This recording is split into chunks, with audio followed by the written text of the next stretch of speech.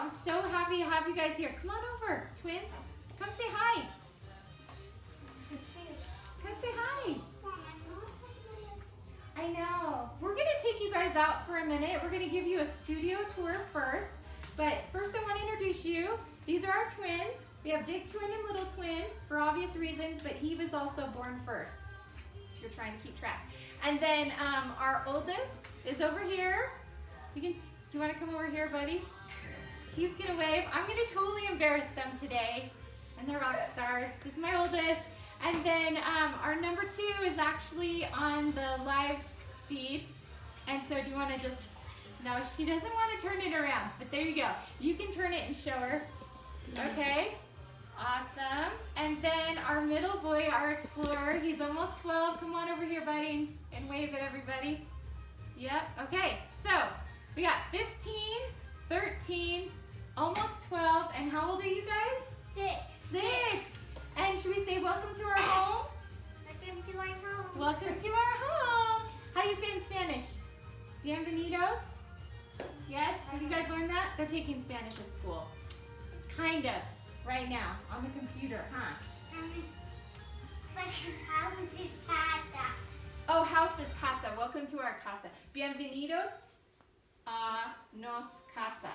I'm just guessing. You guys know I speak French, so it's all good. Okay, so come on outside with us. We'll show you around the house real quick. I did a little practice, and it looks like we can only go 50 feet from the house. So if it disconnects, we'll be right back on. Okay, come on. Come follow us. We'll give you a little...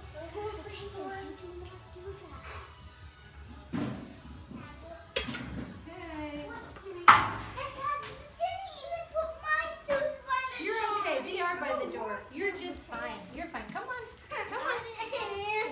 Okay, remember. It's cold out here. It's a little cold. We did have snow today. So this is our secret garden. I honestly don't know how far we can walk. Karsten, maybe you could help with making sure that he gets the camera out. I want to stay inside. Okay, It's okay. really cold. So this is our secret garden. For those of you that don't know, my husband is a landscape architect, so he loves this stuff. And obviously, it's just the start of spring. We've got a lot to do. But this is our yard. You want to show them the treehouse, twins? You want to show them your treehouse? Okay, then let's go back. You go, scoot back to the door. Scoot back to the door. Scoot back to the Really cold. Okay, all right. So there's the backyard. Okay, sorry guys, we can't go very far. This is our front yard. And then if you want, you can come right here and so they can see the front door. That's about as far as you can go right there. Do you want to do the same thing, buddy? Yeah. All right, twins. See, this is our front door. Do you guys want to open the door for our friends?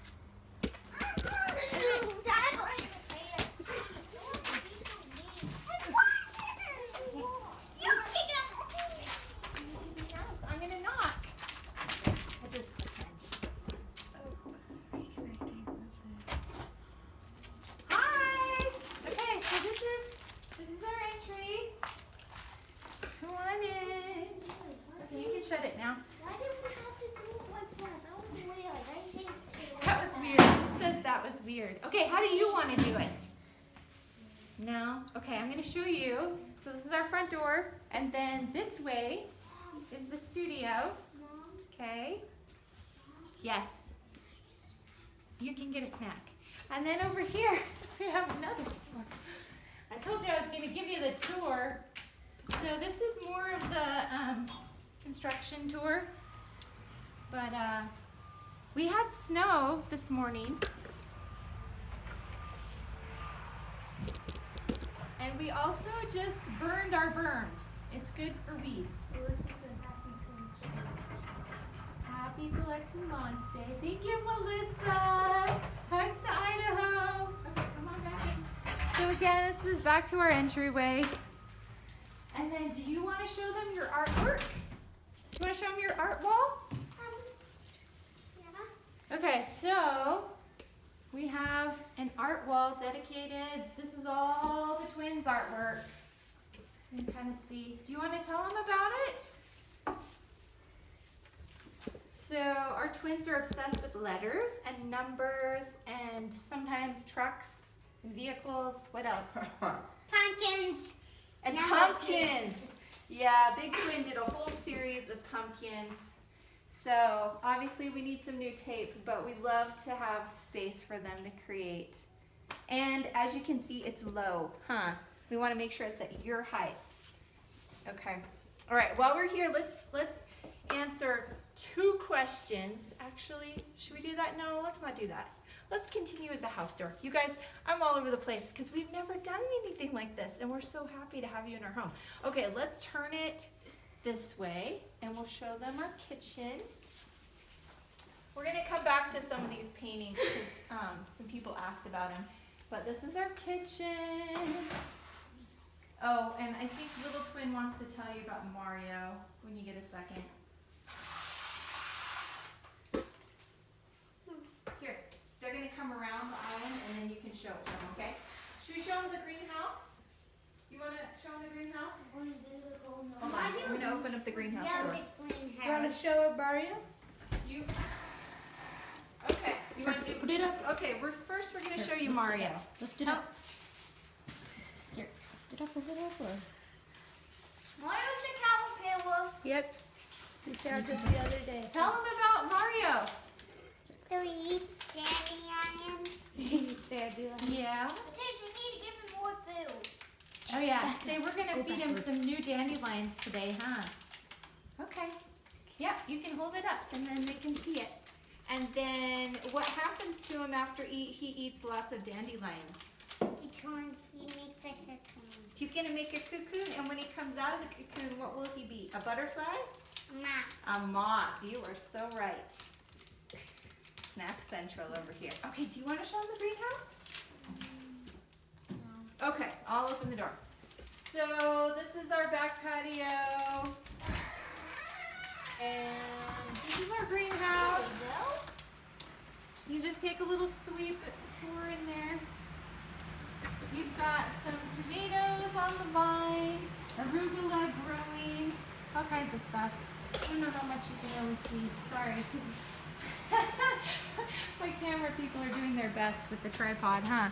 You're doing good, buddy. Keep going. Okay, so that is the greenhouse. And then come on this way and we'll take you to the studio, okay? The studio again? Yeah, we're gonna go to the studio. We're gonna answer some questions and talk about art. I want to show them upstairs. You wanna show them upstairs? Yeah. No, like I'm watching. Okay. We can't.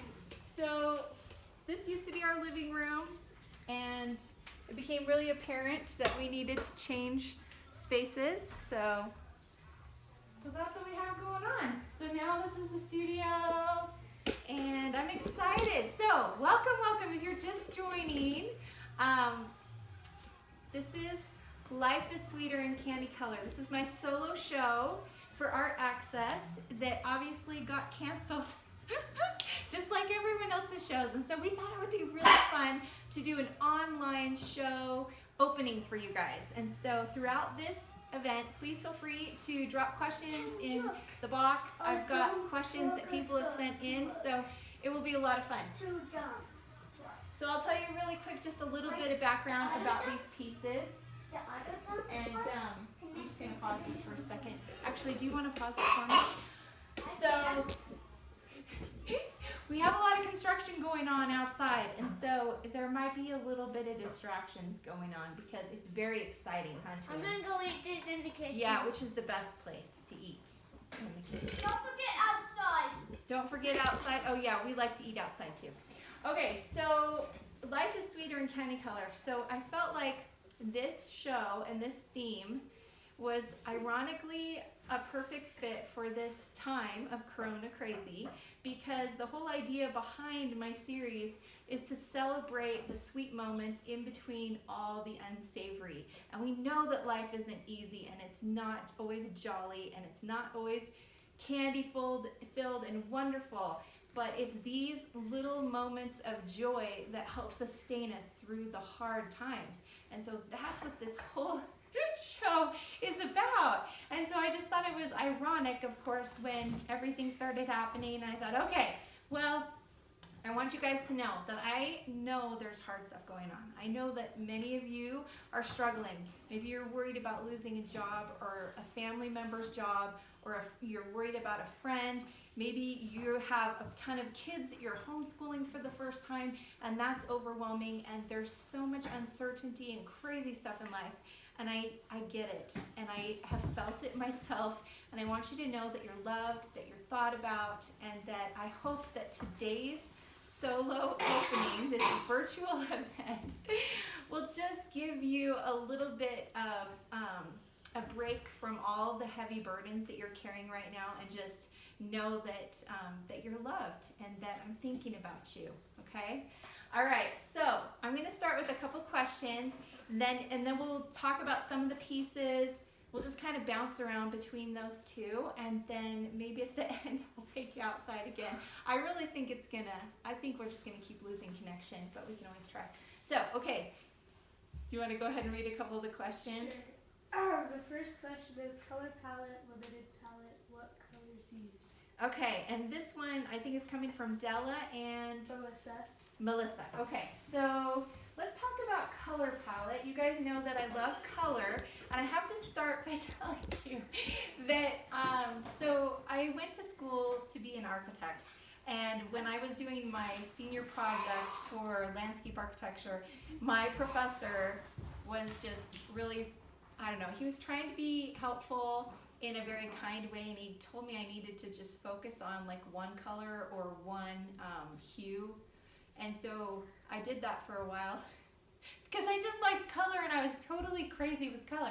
And so my senior project was all different variations of pink, and it's just kind of funny. But anyways, by the time we finished, he was like, why is it all pink? I'm like, because you wanted it to be limited. So to answer your question, I do actually like a limited palette because I have a tendency to go crazy with color, and I think that when I do a big piece like this one, there are so many colors in there, and I can tie it all together, and it's fine. But when I'm doing smaller pieces, it's much easier to just keep my palette simple and my color choices simple. Anyways, so I will show you, I promised to show you which of the colors I use on a regular basis. And so I use Winsor & Newton's Artisan water mixable oils. The fancy and exciting thing about these oil paints is you don't use turpentine or turpenoid or any type of solvents to clean your brushes. You just use soap and water. And so this is my little water jar, and it's only about quarter filled, right? And then I just put I brush off any extra paint, and then I put it on the soap in the water, back on this toilet paper, and that's how I clean it. It's really easy. Okay, so my favorite hues. This is Prussian blue, so I tend to use 2 blues, greens, and yellows and reds. This is the other blue that I love, the cerulean blue, okay? And I use big tubes because obviously I go through a lot of paint. And then I love the phthalo green and in the yellow shade and the blue shade. Those are my favorites for my greens. And then of course I'm using titanium white, and then of course a black, the ivory black. And then the yellows that I love, and I've actually had the hardest time with yellows. For you guys, if you're ever struggling with colors, just know that I struggle with yellows. I love yellows, but sometimes I don't know which one to use. So cadmium yellow hue, and then also lemon yellow. Those are my 2 go-tos. And then when it comes to reds, I mostly use my cad red and magenta. And then sometimes I will go even more limited and only pick one of the blues, one of the yellows, one of the reds, one of the greens.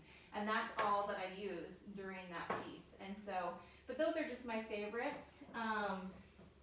So yeah, and then you can see over here, maybe I'll just pick it up for our camera on the tripod. But here's my palette, and I use 2 of these.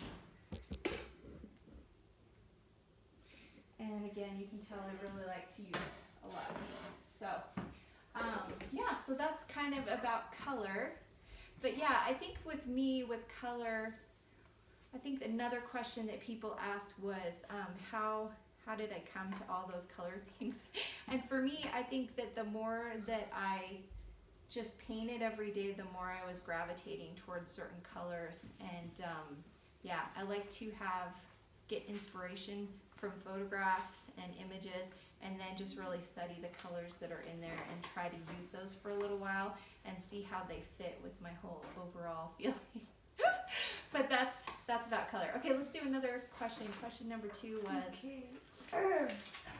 Question number 2 is by Delia. Do you use mediums? Okay, do you use mediums?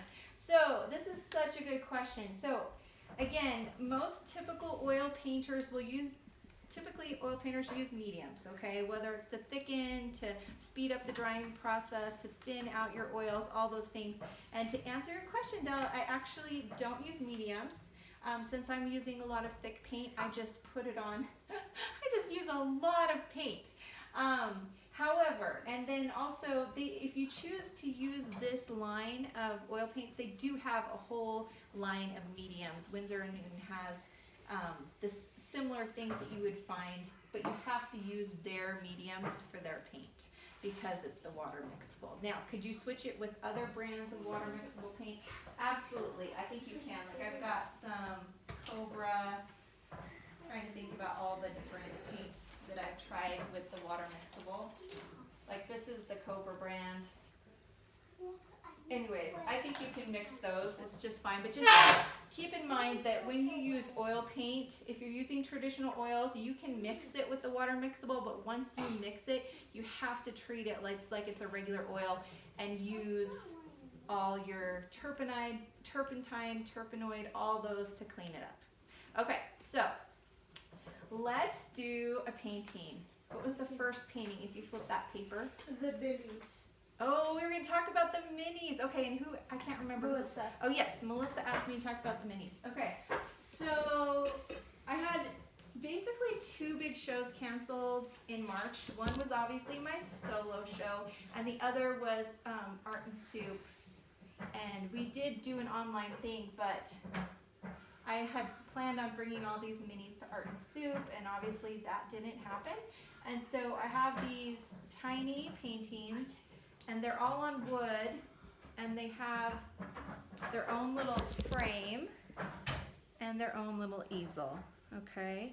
And then on the back, you can see each song that it's named after is written on the back. Anyways, so those are the minis. So I have, let's see, I have one bird left. This cute one, Be My Forever by the Christina Perri song. Anyways, with Ed Sheeran. So there's that cute one. Let's see what else we have. Those Little Things by Carla Bruni. I love Carla. I love her music. Anyways, and then we have some Park City Barns. So for those of you that aren't familiar with Midway, we live really close to Park City in Utah, and that is where our local ski resorts are, and it's also where the Sundance Film Festival takes place, so we're about 15 to 20 minutes away from Park City. So this is a famous barn that you can see in Park City.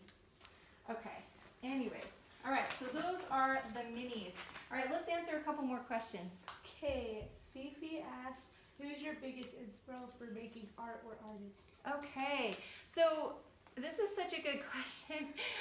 I feel like for me, it was really, so my mom loved the Impressionists. So I grew up with the Impressionists in our home, prints of them everywhere.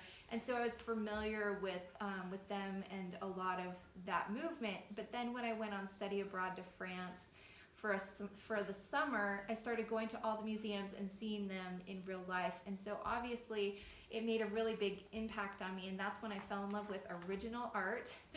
And then that's also when I got to go to some really special places with some of the painters that actually lived there. So for example, Cézanne, we actually went to his hometown and we lived in Aix-en-Provence for like the last maybe 3 or 4 weeks, and we went and hiked in his mountains that he painted. We went to one of his like it was a museum, it was just for him, and so that was really cool. So I kind of got to know him and why he painted what he painted.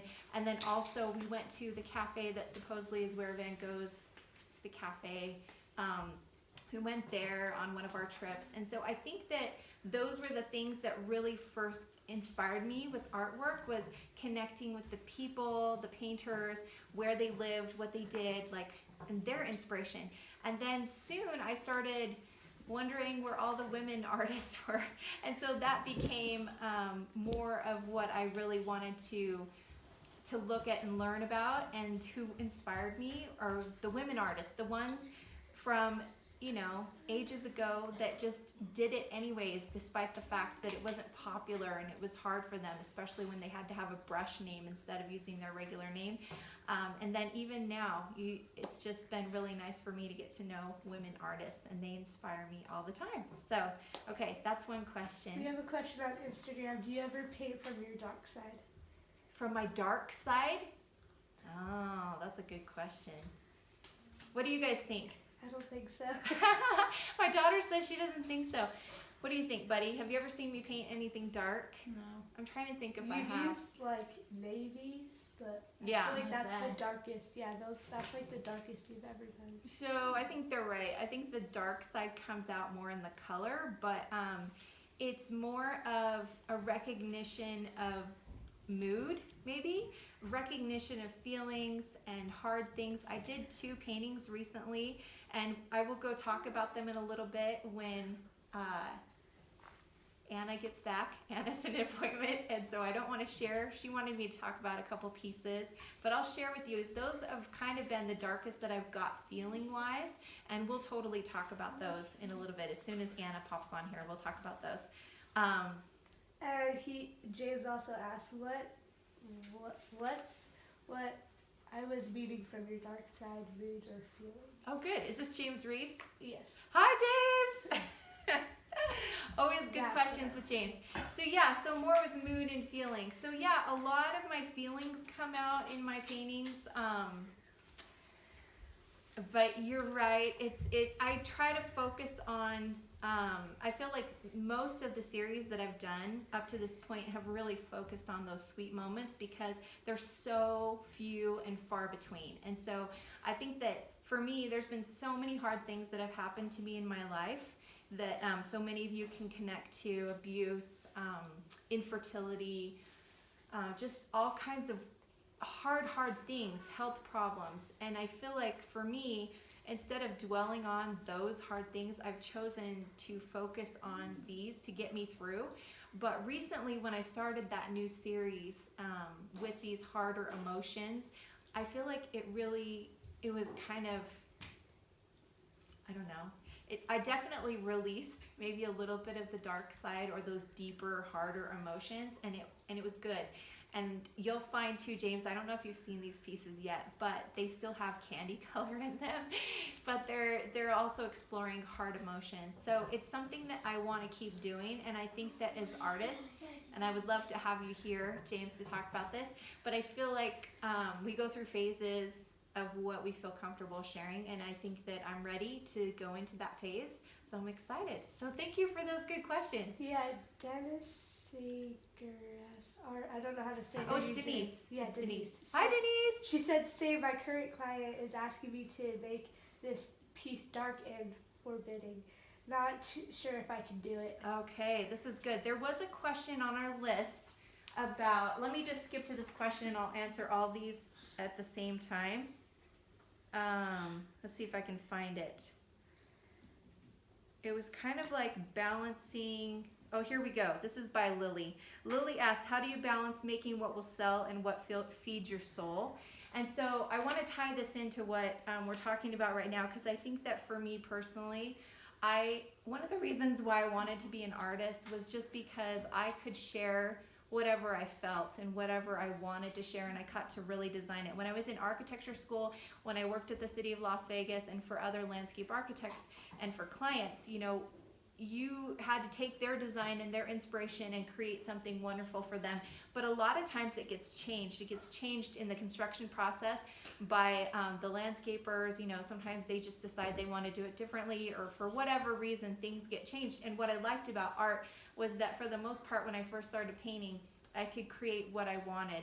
And so there's this balance, and I'm not going to say it's a good balance, but there's this teetering between exactly what Lily said, painting things that you know will sell and also painting things that'll feed your soul. And so for me personally, I decided that I wanted to only paint things that I felt inspired me or that I would enjoy. And so sometimes, Denise, I tell people, you know, so and so, I love this artist and I think that they will be able to speak to your desires a lot better than I would, and I think that they have the perfect solution to your desire with this commission. And so I think there are times when it's okay to say no to commissions because like Lily's saying, it doesn't speak to our soul, or it's going to be something that's going to be so hard for us that we don't enjoy it. And so I think that if we're not enjoying the process, it's really hard to then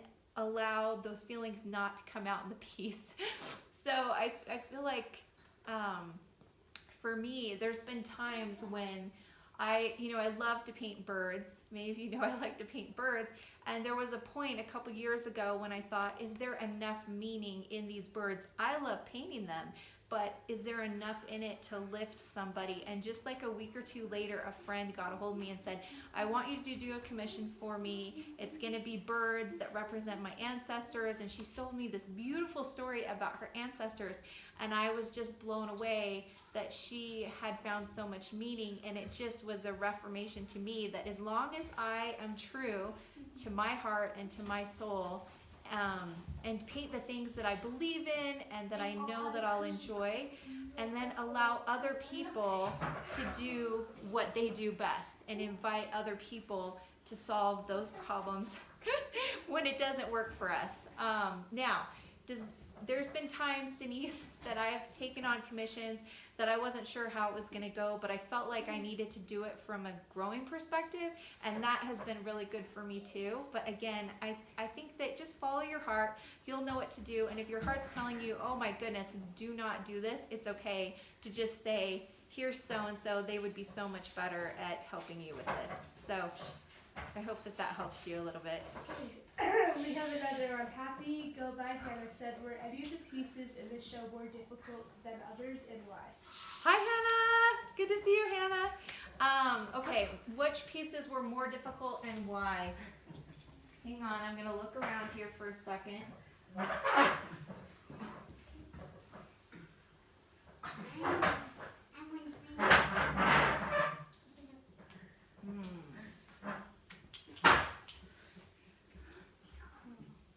I don't know. It's been so long. I'm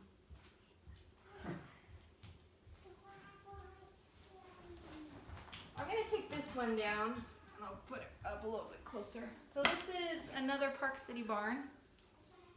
And for a long time I wanted to paint the Park City barn, but it's been painted so many times.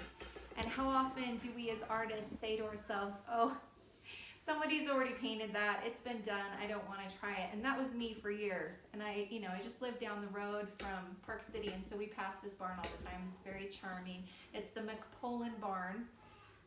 Anyways, so I finally got the desire to paint it, and I thought, I'm gonna paint it in winter. I want to paint it in winter. Do you guys want to help me hold my painting? I think they just Do you want want to help? play. They just want to play. Okay. Anyways, I wanted to show the candy color that comes during the winter. Kind of those sparkling gems in the snow. You know what I'm talking about. Sometimes the trees sparkle. It's similar to this piece right here, the same idea. And so for me, Hannah, I think that this particular piece was hard because I had been so scared to do it for so long. Not necessarily because, I don't know. It's interesting how sometimes it's our mindset that actually makes it the hardest, makes it hard, right? So I would say that one, and then I'm trying to think if there's another one. I'll say that, let's see. Hold on. This piece was pretty much the opposite. This is Another Day of Sun. Do you want to push this one? It's the first one, the first song. Okay, and those of you that are big fans of La La Land? Is it straight? Yeah. Pretty good? Yeah. Pretty good? Okay. So this particular piece was the opposite. It came really quickly and I just felt like furiously painting it. I think the only part that I struggled with was right here. But it's funny how some pieces just really come really easy. And I was painting this looking out the window at all the, we have snow outside right now, you guys, it's totally snowing. And that's how it was when I was painting this piece, but I wanted more sunlight. And we have days here that even though it's snowing and misty and cloudy and foggy, we get bursts of sunlight. And so when I was painting this piece, I was thinking about that sun and about spring that was on its way, and I was really excited about that. So anyways, there you go. Do you have any other questions on? Yeah, so Wood Turnings by Barry said, when does the gallery open? Oh, when is the gallery open? Yeah. Right now, they are, okay, I'll give you the update on Art Access. So you can actually, should we pause that? Let's pause that. Oh, okay. So, so Art Access is the gallery that I was having my solo show at, and I took my pieces down there, and 2 days later, they decided appropriately that we were not going to have the opening, okay? And then last week, they decided that they were not going to be opening back up. So, what does that mean? This is what I understand so far, and you can go to their website and sorry, this is what it's like, you guys. Okay, so on their website, they talk about how they're basically shutting down the gallery. They are still going to do some outreach because that's their main thing, is the outreach. They will be doing the 300 plates, but from what I understand, it's going to be all online and nobody's going to be going to the gallery. In fact, I do not think so. From what I understand, the gallery will not be reopened. They're done with all shows. So everyone that had a show this year, shows are over and they're not going to be continued later. I don't know if that makes any sense to you, but basically Art Access Gallery is no more. So keep an eye out for their outreach opportunities, and also you can go donate to them and see if that could change. I don't know, but that's the latest information I have on that. Do you have any more questions Anna on just there? asked if you show that. We haven't showed your piece yet, Anna. Should we go do Anna's piece? Come on. Let's go do the piece that Anna wanted us to talk about. Yes. Yes. Oh, you want to show them upstairs? Yeah. We're going to talk about We're going to talk about some pieces right here, okay? Do you want to hold the painting for me? Okay, so actually, sorry guys, not to make you guys work so hard with your camera, but so these are two of my latest pieces, and these are some of the deepest emotions that are really apparent in my work that James was talking about earlier. But Anna wanted me to talk about this piece, and I did these both together, and I'm going to talk about them together because it's the same idea and theme, just depicted a little bit in a different way. So the whole reason why these pieces came about, so my good artist friend Caitlin Connolly and her friend Joe, who is a professor at BYU, they were having this conversation and exploring the ideas, deeper meanings between the symbolism and ideas in the Tree of Life. And we're particularly talking about the Book of Mormon and Nephi, but specifically Lehi's dream of the Tree of Life, okay? So in that dream, he talks about going and partaking of the fruit, and then he's watching his family and he's watching other people in different places in the dream, and specifically on different paths.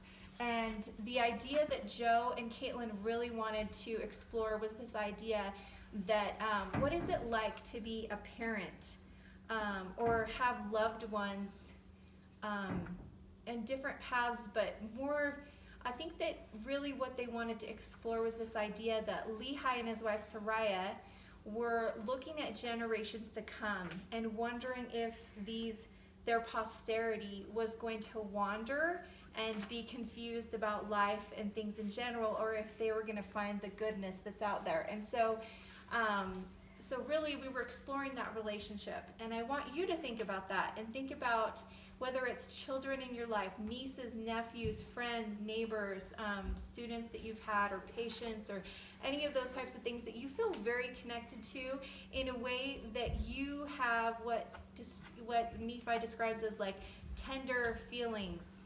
These tender feelings that only a parent or a loved one would have for someone else. And so that's this idea. And so I wanted it to be abstract enough that you could connect to it, but then also understand this idea, this relationship. So in this particular piece, Anna, the one that you wanted me to talk about, I talked about how our struggles don't define us, but they can actually refine us. And so obviously we have this relationship and people that worry about others.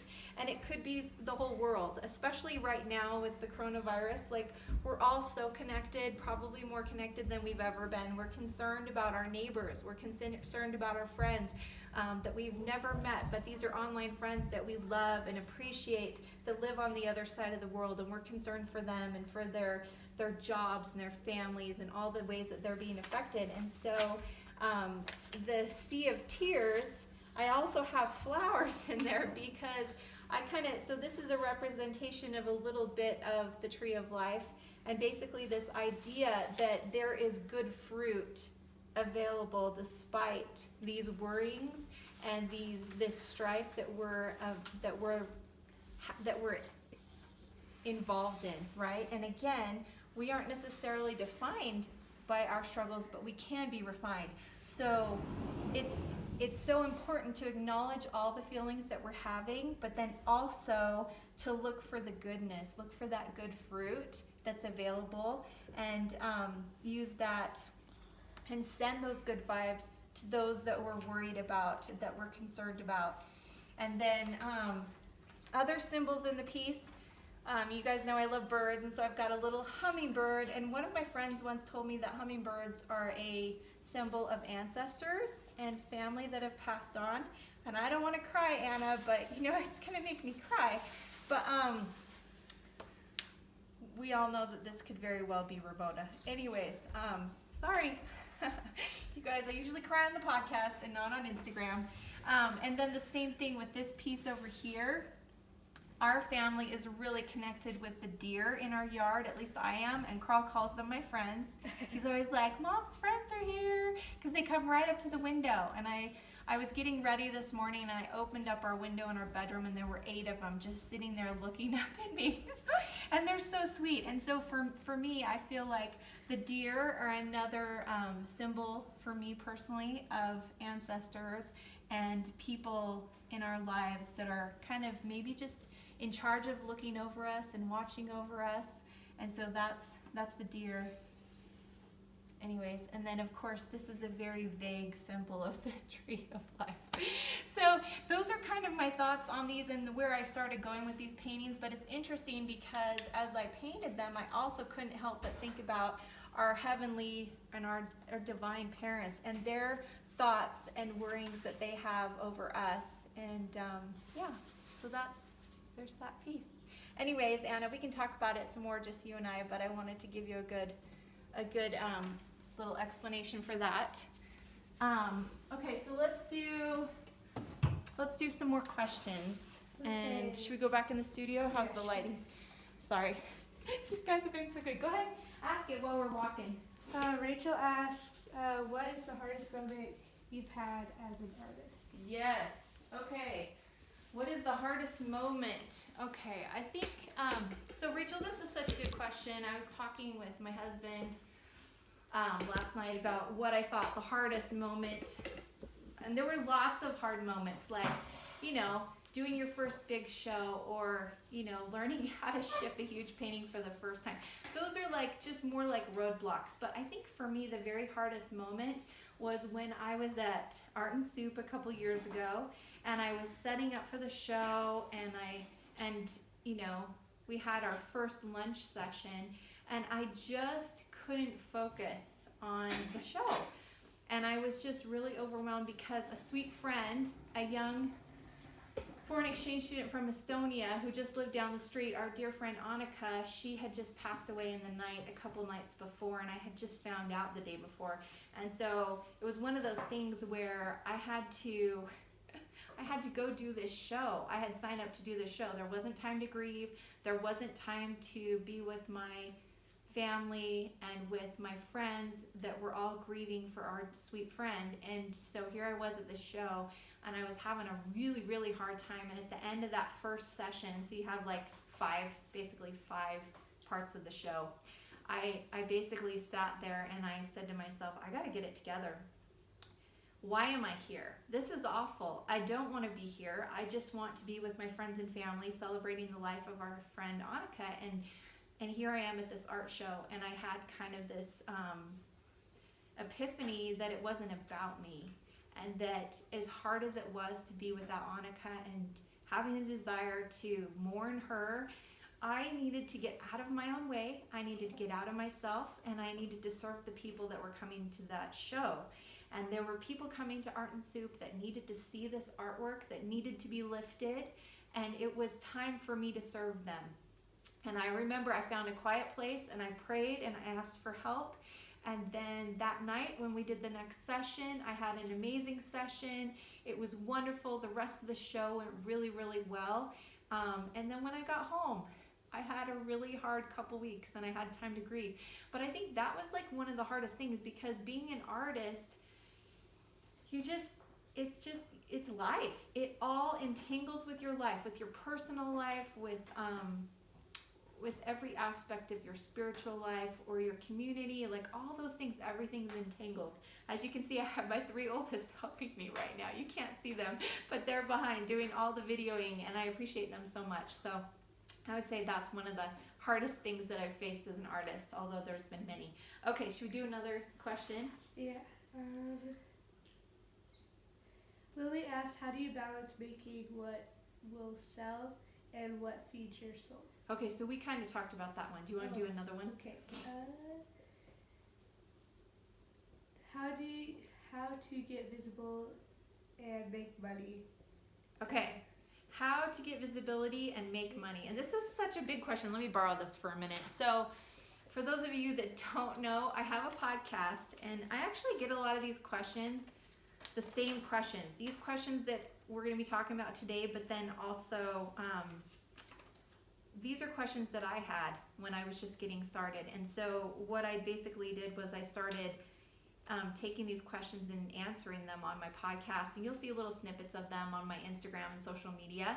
But I'm going to refer you to a few episodes because that is such a big question. And I think the first thing I would say is that, and this is a cute twin mom artist who lives in Texas. I can't remember what her name is, but basically, for me personally, I think that I believe that little things add up to great things. And so by doing little things over time, it adds up to great things. And so if you want visibility and you want to make money, you need to put in the time and do little bit by bit. And that's what's helped me the most.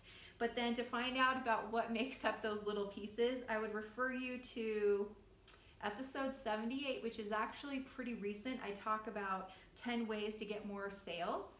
And episode 60 is all about why you need an email list. And I think email lists are really important. And then also there are a couple episodes, 16 and 20, that's all about art making and business for artists. I think you'll enjoy both of those. But I think that, again, there's so many things that we can do, but ultimately just do a little bit at a time and don't give up. And I promise that by making conscious choices, that those things it'll fall into place. Okay, let's talk about another painting. I want to talk about this France one. So, Karsten, will you turn on Autour de l'Arbre? And it is by Karen Ann. Okay, so this painting is named after Autour de l'Arbre, which is basically around the tree, something like that. I'm not very good at translating exactly, but so our family went to France. We saved up for about a year to go to France, and all seven of us went for a month, and we lived in the countryside down south, southwest. So somewhere between Bordeaux and Toulouse, about an hour north of Toulouse is where we stayed in La Montjoie, and it was very, very magical and a lot of fun for us as a family to explore and enjoy. But this is a view from around the corner from the farmhouse that we stayed at. And when we were there, we left here in a snowstorm. It was the end of February, and when we got to France, they were just barely having like the first peaks of spring. And so we were seeing color down in La Montjoie on all the fields. And there, where we stayed, it was all rolling hills, and again, lots of vibrant color, and just that beautiful color that comes at the beginning of spring. And so again, you can kind of hear Karen Ann's song. I have to tell you about Karen. She's doing this wonderful, every afternoon, which is really nighttime in Paris, she does a live, and she sings and she talks, and it's all during the Corona crazy. She's doing this, and I've got on a handful of times, and it's been absolutely wonderful, and she's just a beautiful artist. So that's this piece, and I'm just gonna kind of turn it for you so you can see all the shine and goodness. There's a lot of thick paint on there, but there you go. I love this piece. Okay, let's do a couple more questions. Do you have any on Instagram? There's none on this. Okay, good. We'll go with our little sheet here. Okay. Katie asks, what was your process becoming a successful artist? Okay, what was my process in becoming a successful artist? Here, let me borrow that for just a second. I think that this one also goes along with getting visible. Yeah, so I think this goes back to those same questions of getting visible and making money. And again, I think being a successful artist really depends on what you want to get. Like, you get to decide what a successful artist means to you. If that means having a show every year, whether it's an open house in your home or sharing your work online with friends, like, if that's what you determine as success, then that's success. So I think the first thing that I would say to you, Katie, is decide what kind of success you're interested in, and then I would say go for it. I have so many good friends that are artists, and we're all on different paths, and I think it's a beautiful, beautiful thing. I think it's fun to realize that we don't all need to go after the same things. We don't all need to have online shows. We don't all need to have fancy solo shows at galleries. You know, there's so many different things that determine what success can be to you. Do you have a question? Yes. We have a question that says, do you use any sprays or finishes on your finished paintings to make them last longer or protect them? Okay, good question. So this actually got brought up by Della as well. So I'm going to show you how. So I do put a varnish on my paintings.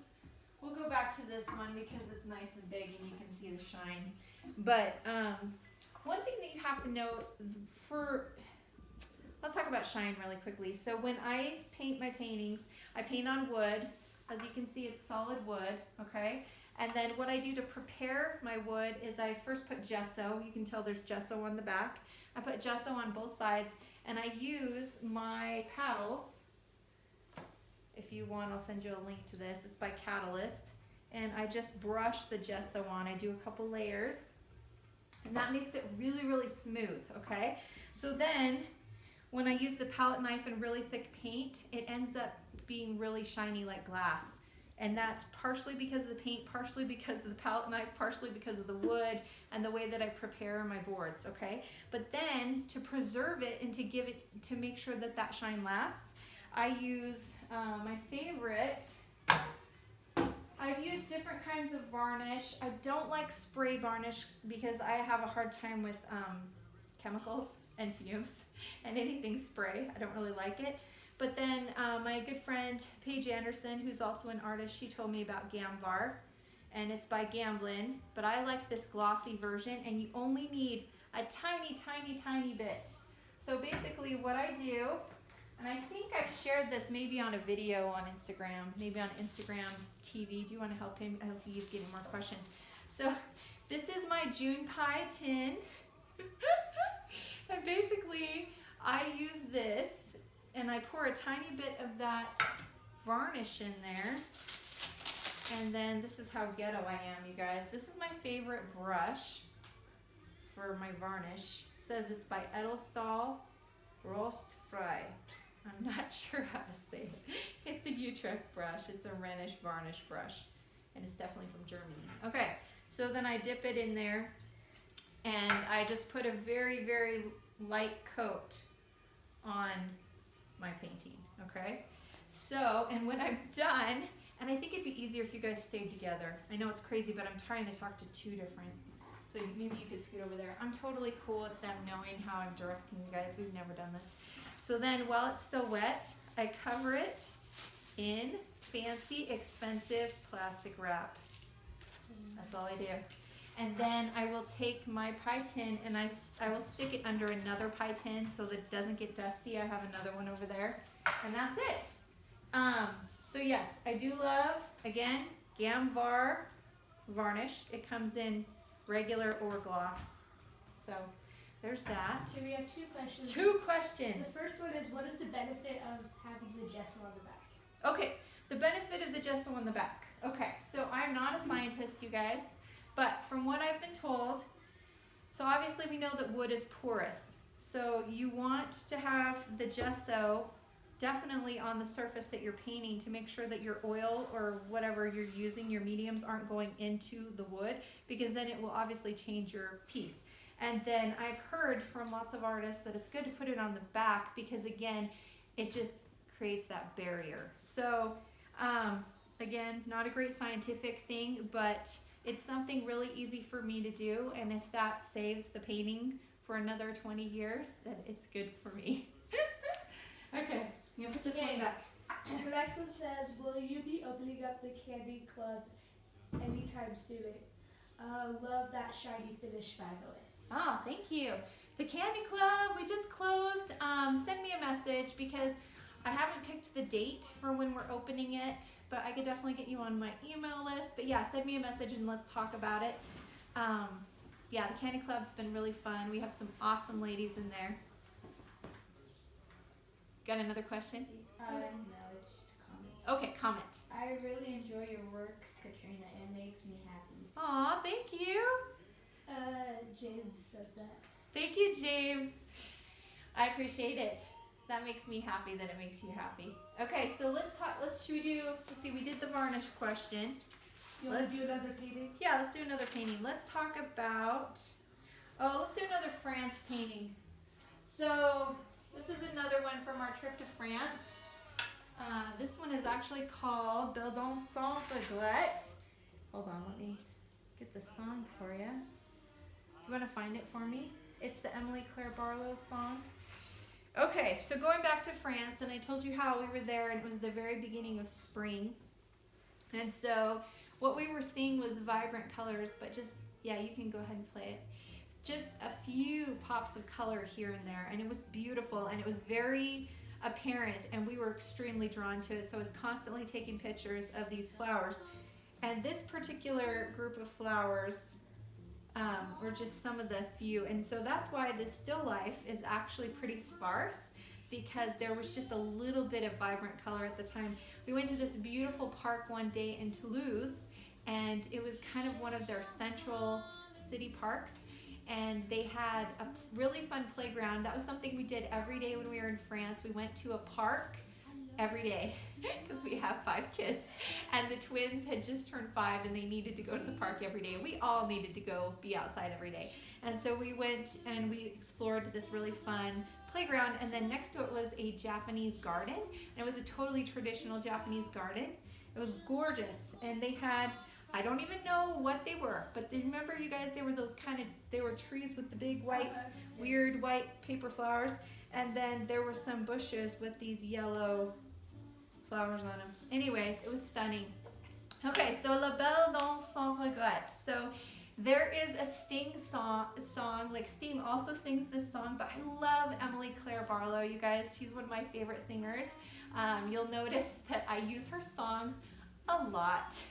I just think the world of her, and so this song is named after her song, and I have a whole playlist of all these So my solo show has 16 of the pieces have song titles. And if you guys want a link to that, I'm going to send that out to my email list with this recording. So make sure you're on my email list, or just direct message me and I'll add you. But anyway, so that's this piece. Should we do a couple more questions? Yeah, we got one. Where do you finish? Where do you find your wood for Around canvases? Yes, good question. Hold on, I'm gonna grab some of my things. We should probably show you the closet at some point. Okay. I should have added this to the hardest thing about being an artist. One of the hardest things for me has been getting panels, and specifically round and oval panels. I love getting these wood and oval panels, and if you look really closely, so this is one that Matt Harper did for me. He's not making these anymore because he's just too busy doing his business, which is good, but they're beautifully done, and it's all handcrafted, so it does take some craftsmanship. So I would tell you that the latest places that I have bought the wood, so when it's square and rectangular, my husband and I and the kids will make them ourselves. And then Carl, my husband, has also done all of these. These are really easy to do. But when we want to do oval and circle, a larger one, I have gone to a couple different people here locally. If you're in Utah, Masterworks Frames has done them for me. And also Joseph Dean. You can look up Joseph Dean on Instagram. He works for Rhett Ashby, who's next door to Masterworks Frames. Anyways, they're all connected. So they are in Orem. And then I've also started, I just did an order from Moose, is it Moose Canvas? And they're on Instagram. But I haven't got my order yet because they're having trouble with the wood. So I will give you a review when I get them. But so far they look really good. I have a lot of artist friends on Instagram that have been using them. And then other than that, I would say check with local wood turners because they might be able to help you. Furniture makers that are not super busy. It seems like the building has not stopped. So it may be kind of hard to find, but if you can find someone that's willing to make some of these things for you, it would be awesome. Okay, so is that all the questions on the live? Well, we have a comment that just says comment. France has awesome playgrounds. France does have awesome playgrounds. Who is that? Megan. Megan! Hi, Megan! So cool. Okay, let's do another, I want to talk about the interiors. So I did 3 interiors for this series, and so I'll just show you really quickly. There's this one, it's called Easy Like Sunday Morning. And Garrett, if you want to play that one, it's called Easy. And then this one's called Help Yourself. And this one's Oyayo, Ohio. I can't remember how to say it, but it's a Pink Martini song. But these 3 interiors, I wanted to do some interiors for this series. When I was first getting really invested in my career as an artist, I participated in the Park City Arts Festival, and pretty much all my pieces were interiors. And at the time, we hadn't built this house yet, and I was dreaming of all the things that I wanted to create and do in our home. And so I was basically painting all of my dreams and thoughts and feelings into these pieces. Anything that I thought that was so much fun and exciting, but that I thought we would never actually have in a home, because at the time everyone was painting everything brown and taupe. And so as you can see, I was using really fun bright colors. And so I went back in and I added a lot of thick paint and changed a few things to these pieces. This one I actually made it more moody. So there's 3 interiors in this series. And that's just to tell you a little bit about them. Okay, Instagram officially cut us off. I've never done an Instagram live that long. And I will say it's still snowing, so I guess we've been here for a while. But yeah, so basically going back to the interiors, I think that what I was trying to wrap up and say is that I'm glad that I felt inspired to work on some interiors, because now I feel like that's all we're doing is spending time inside. So Anyways, I hope that you are beautifying your area and finding some cozy comfort in your interiors, whether it's in your mind like mine or that it's reality. Okay, so let's talk for just a minute. So Megan had asked what made me want to be an artist, and I talked about this a little bit in some of the previous questions, but just this idea of being able to freely create was a little more appealing to me than being a landscape architect. I still love landscape architecture. I'm very drawn to landscapes in general, and so I make sure to paint a lot of landscapes. But for me, with little children, it was really hard for me to take them to all the appointments and try to be out helping clients and then worried about little people running in the road and all kinds of stuff. So it was a lot easier to paint while they were sleeping. So that's initially what got me started, was being able to find that creative outlet just with a lot of freedom. And so I think that for me now though, I can't help, I'm so obsessed with it. I live, breathe, I need to paint just like I need oxygen and I need food. In fact, I think I need painting more than I need food. Okay, so let's talk a little bit about, there were several people that asked this, but talking about style, niche, and consistency. So I've actually done an episode pretty recently, episode number 61, and it's all about how important it is to find your style. And then I did a mini course that's also on my website, and it just goes through exercises that you can do to help you find your style. But for me, I think I'll just give you 3 that helped me the most. And I'd say that for me personally, working in series was really helpful. So you can tell that I now work in many series, but when I was first getting started, it was like, I'll just do birds for a while, or I'll just do mixers for a while. And I would do like 15 or 20 of them, like in a row. And that just helped me kind of work on things. And I think that for me, the more that you do it, the more that it becomes consistent, because it becomes like this language that comes out of you. And so I think, again, for me, painting every day and being consistent, and maybe your consistency means painting every Saturday, right? Bless you, buddy. I like to paint every day, and if that means only getting to paint an hour or 2 hours a day, that feeds my soul. But some people, consistent for them might just be, I'm gonna paint on Saturday because I work during the week or whatever. So I think just being consistent. And then the last thing that helped me a lot was just signing up for shows and events or giving myself a deadline, and that really helped kind of put enough pressure to create a body of work so that I could explore and refine and figure out what worked for me. Okay, let's do one more question, and then I want to take you to another painting. What kind of planning goes into your painting? Okay, this is good, Megan. So for me, I have ideas and pictures and thoughts. Sometimes I'll sketch, and then once I have a really good idea of what I want to do, then I literally sketch it onto a board. I'm trying to find one that I've just started. This is a terrible example. I'm not sure how well you can see this, but I will just sketch it all out in pencil, and I will erase a ton, and I get it until I like the composition, and then I will start to paint. And so it's the same thing when I do commissions. I'm going to show you this really quickly over here. So this is the latest commission that I'm working on. Okay.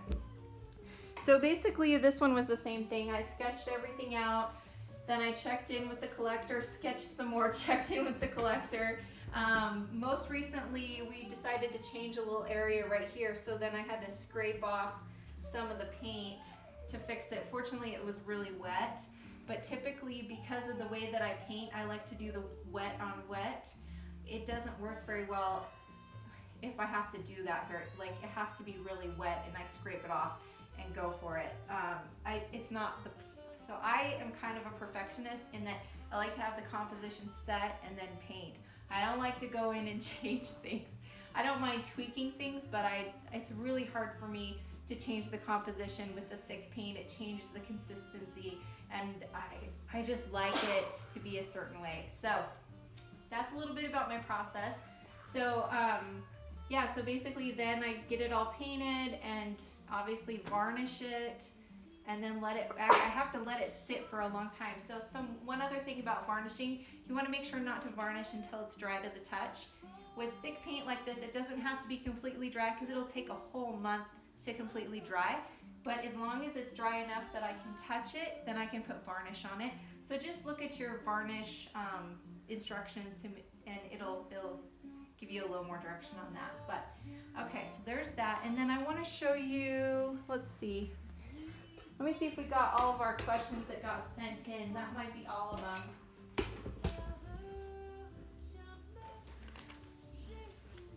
Okay.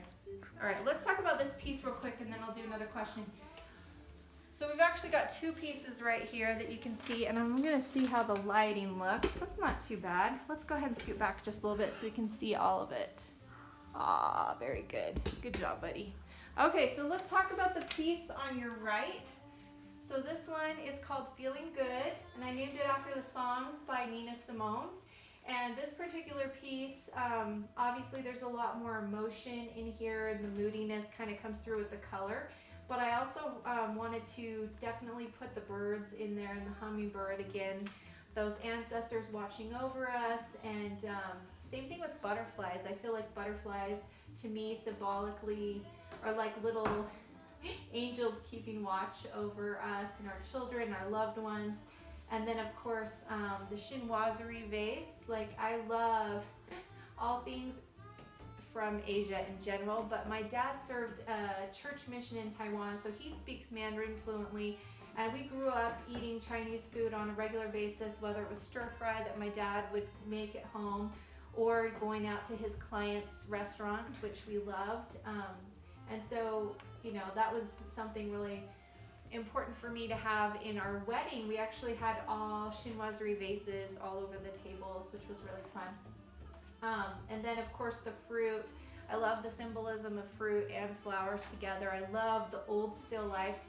I got to go to Scotland in the fall, and we got to see some of those amazing still lifes with the really dark backgrounds and a lot of bugs. A lot of bugs all over the fruit, and that whole idea and, you know, the meaning and symbolism that they used in those pieces. I kind of wanted to think about those as I was creating this piece. So Feeling Good by Nina Simone, and then this other still life next to it is a piece that I painted right before we left for France, and it dried the whole time we were gone. So of course I named it a French song with Premier Bonheur du Jour, which is a beautiful song by Pink Martini and the Von Traps, and it's a really, really fun song. You'll have to check it out. But again, that feeling that when we were in France, we were having these special moments that we were sharing as a family, and that we basically wanted to look out for those sweet moments every day. And you know, it's hard being into like learning another culture. There were plenty of mistranslations, even though I speak French. There were plenty of times that I was so confused, mostly at the gas station. But yeah, it's just interesting how important it is to find those special moments each day with the people that you love, and that's what this piece is all about. So, okay, I want to show you one more piece in the kitchen. And there was one last question that Melissa sent this one in. And this one is about pricing. And so this is kind of a big topic, but I'm going to try to just give you a few things to think about, Melissa. So for me, when I first started pricing my work, I found a really great gallery owner, David Juarez, who runs the Xanadu Gallery. And I read a couple books that he put out, and they're on my website under Artist Resources. I can't remember which one had the pricing. It's probably Going from Starving to Successful, or anyways, I can't remember the title, but you can find it in there. Anyways, he talks about how you want to find other artists that are doing similar work that you are, whether they're oil painters, mixed media, watercolorists, whether they're in your niche with medium or in your niche with style. There's so many different ways. You want to find like a group of them and then figure out what they're pricing, whether they're pricing per square inch or you know, however it is that they're doing it. You kind of figure out what they're charging, and then you want to go in the middle. You want to not be one of the highest artists in your niche or the lowest artists in your niche. You want to be kind of in the middle. And I think that that was really helpful for me. I found a really good price per square inch, and I stuck with that for a while. And then another thing that I would say that you consider is supply and demand. When you have a series and you've sold them all for, I don't know, $200 or $300, maybe they're small pieces, and they all sell out, then obviously you've got a great demand and a low supply, so you know you need to raise your prices. So that's a pretty obvious way to raise your prices. But then I would also say make sure that you raise them regularly. So for me, I try to raise my prices once a year, and you'll find what totally works for you. But I think that ultimately, it doesn't really matter where you start from, just make sure you're always going up. Even if it's only a small percentage each year, make sure that you're constantly going up, because you want your artwork to, you want to be respectful to your collectors, to yourself, and so you want to be raising those prices on a regular basis. Okay, I hope that helps you. Melissa, if you want more information on pricing, I'm going to be releasing a mini course on that, and it might give you a lot more detailed stuff about it. Okay, and then let's talk about, there was one painting that somebody wanted me to talk about. Hey buddy, can you see this painting right here? Yep. Okay, this piece is called Martha. So, for those of you that have been following me for a while, you know that I used to paint mixers a lot, and a lot of little mini mixers, and then at one point I decided to go really big and to use it as a spiritual piece. And it was in the spiritual exhibit at Springville Museum, and then it was in a women's exhibit and received the Juror's Choice Award, which was like really special, because when you talk about getting deep and sharing all those feelings, this is that piece. So I was contemplating, as many of us do as women, it's hard, I think, for us. There's so many cultural beliefs as to what we as women and as mothers, what we should be doing.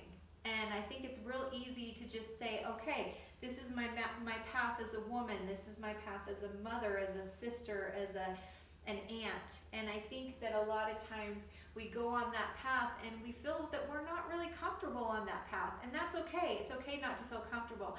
And I think that for me personally, I realized I was thinking about two different things. I was thinking about the biblical story of Martha and Mary, and I was also thinking about very contemporary. When we hear Martha, a lot of times we think about Martha Stewart. And so I want you to think about those three women. And with Mary and Martha, the question is, who is partaking of the better part? What is the better part? And for Martha, she had to ask herself, what is my journey? What is my path? What is it that I need spiritually? What does my soul and my heart need to lift me each day? And what can I do? How do I serve and yet still lift and feed my soul, right? There were so many questions that she asked.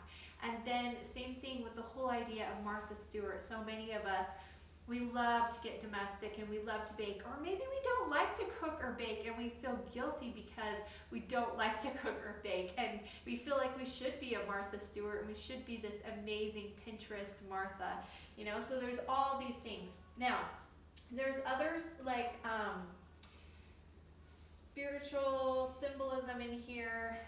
Ashley Whitaker, who was the juror for the women's show that I was telling you about, she talked about how peacocks actually represent royalty, and I thought that was the first time that I had been told that. I didn't realize that, and I had put the peacocks in because I love birds. I love Desjournet's wallpaper, their hand-painted wallpaper, that chinoiserie thing. Again, all these symbols seem to come up in my work quite a bit. But I love the simplicity of taking their complicated wallpaper and then making it into this simple graphic design in the background. And of course, there's a lot of symbolism there too, because life is complicated, it's messy, there's so much going on. But what can I do to simplify and to see the beauty and be lifted in my soul? And then obviously realizing that we have great potential, that we have great spiritual potential as women, and that we can become queens someday within our realm, or however you want to say it. And then of course we've got our apron that represents, again, there's that constant questioning, am I doing this because it's my job, or am I doing it because I want to? And all those inner struggles between figuring out Can we work together as a team, as a family, or am I emotionally responsible for everything that happens within the home? These are things that our family has worked on. You know, when we had the twins, the big kids were so good, and we homeschooled for a while. We threw our lives totally topsy-turvy, and we did things differently because we just wanted to survive in a deeper way, and we wanted to spend time together as a family and basically take our own path. And so this piece is all about taking your own path, finding your unique journey, and being comfortable and happy and joyful in that journey, and realizing that you have so much potential. Okay, so many good questions, you guys. Thank you so much for coming on. Thank you for letting me invite you to our home and for enjoying the kids. They are total joys, and they help me so much, whether or not they want to be on camera. They do a lot behind the scenes, and especially my husband. He's always doing things for me on the computer and helping me figure out how to serve you better. So again, I'm grateful for my family. I'm grateful for all of you. Thank you for being here. Thank you for partaking in this online studio show and opening. And again, everything's on my website. And then of course you can email me, k@katrinaberg.com, or just message me on Instagram. I'd love to share anything else that you're interested in and any other questions that you have. Okay, have a wonderful day and much love to all.